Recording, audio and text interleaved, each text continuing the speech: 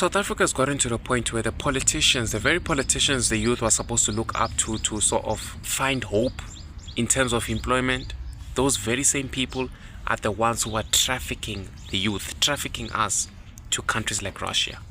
Check this out. 5 suspects ushered out into a crowded courtroom. 5, right?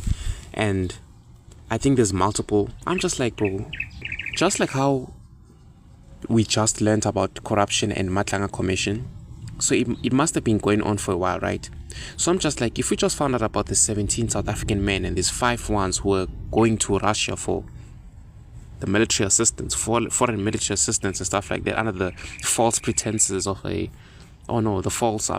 under false claims of job opportunities and stuff like that. I'm just like, how many were taken before, and what other countries African countries are being pulled into the same scam?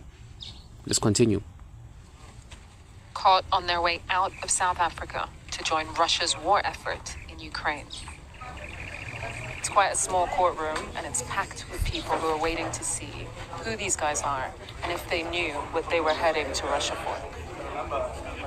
3 of them are in their early 20s. The youngest is only 21 years old. By the way. But I mean, bro, 20. And I'm just like, bro, with all these things happening, this trafficking of South African youngs to these other countries to partake in these wars unknowingly, what does it mean for our South African youth, bro? I'm not going to watch through the whole video, I'm trying to avoid copyright strikes. But what does this mean for us as the youth? I mean, bro, imagine being a 22-year-old unemployed and desperate youth, desperate to provide for your family, right? And then you see an ad for a high-paying security job in Russia. You think it's your big break, but weeks later you are in Donbass, holding a rifle you don't know how to use in a war that isn't yours. This isn't a movie. This isn't a bioscope. This is the reality for South African youth today. I mean, recent investigations have uncovered a chilling pipeline. Young men are being sold and trafficked for millions of rands. They are told they are going for VIP protection training, but once they land, they are forced to sign contracts in Russia, language they don't speak, binding them to mercenary combat. They aren't soldiers, they are untrained mercenaries being used as cannon fodder. I mean, the consequences are devastating for me. That's what scares me the most. First, it is illegal, right? Under South African law, fighting in a foreign war without government permission is a criminal offense. These young men aren't just risking their lives, they are risking their freedom. If they survive and return, they face prosecution.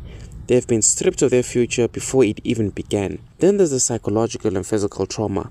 Many of these recruits are or have zero military experience. I mean, we are talking about 2-week crash courses before being sent to the front line. We've already seen reports of deaths and desperate SOS messages from those trapped begging for South African government to bring them home. It is a suicide mission fueled by poverty.